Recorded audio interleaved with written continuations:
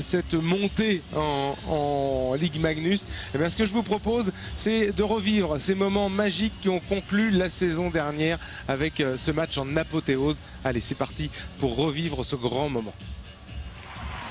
C'est le moment, c'est le moment. Oui, Brest Magnus. Ouais. Sur ce lancer de David Poulain. David Poulain qui envoie les Albatros en Ligue Magnus. Magnifique. 5 buts à 4. C'est magnifique, c'est historique, Bruno. Ça y est, on est en Magnus. Bravo les gars, bravo le staff, bravo tout le monde. Superbe, superbe. Extraordinaire. Ces images, ces cris de joie sont encore dans les têtes de tous les supporters des Albatros. C'était en avril dernier, lors d'un match plein de suspense. Au terme des prolongations, les Albatros battaient Lyon, devenaient champions de France de D1 et par la même occasion accédaient à la Ligue Magnus.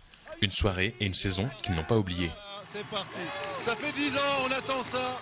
L'effervescence qu'il y a eu un peu autour, cette grande joie en fait que les gens ont eu tout autour de nous.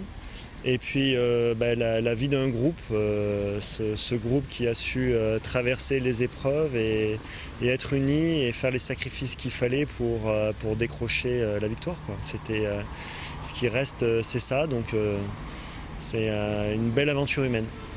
9 ans après avoir quitté l'élite, les Albatros se retrouvent donc une nouvelle fois au sommet du hockey hexagonal. Une montée pas tout à fait programmée qu'il faut maintenant assumer. On est en pleine adaptation dans une nouvelle réalité, un niveau de jeu supérieur et une quantité de matchs et un rythme de match largement différent. On en est actuellement à 12 matchs en à peine plus d'un mois.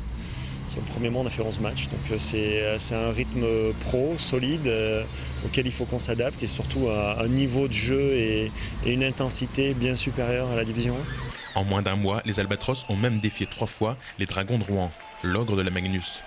Pour autant de défaites, une claque, puis 2 rencontres plus accrochées. On progresse de match en match, c'est important. Le groupe assimile de mieux en mieux les systèmes et c'est ce qui nous amène du succès.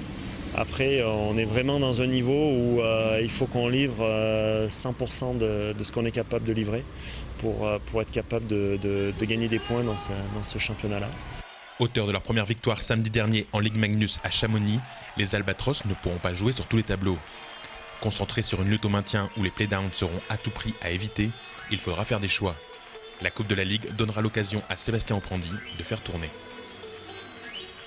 Bruno, quand on voit ces images, on peut dire vous y étiez. Ah oui, ça, aux premières loges en plus. Voilà. Bah, ça restera dans l'esprit brestois, dans l'esprit du club, ça restera dans les mémoires et puis surtout nous, les anciens joueurs du club.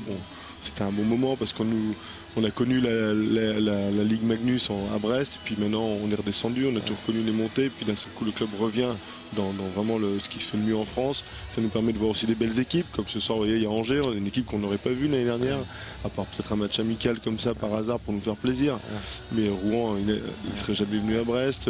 On va voir arriver encore Amiens, on va voir arriver toutes ces équipes des Alpes où il y a beaucoup de jeunes joueurs français vraiment de très bon niveau. Et comme l'a dit Sébastien, c'est notre monde, c'est du rythme, c'est beaucoup de matchs. Vous voyez, on a joué 12 matchs. L'année dernière, on a dû jouer 26 matchs, 24 matchs dans la saison. Point, quoi. Ouais. Là, on a fait un mois en 12 matchs. Donc, un mois, c'est ça. Il nous reste encore 8 mois. Vous parliez de Sébastien Oprandi, on sent beaucoup de sérénité se dégager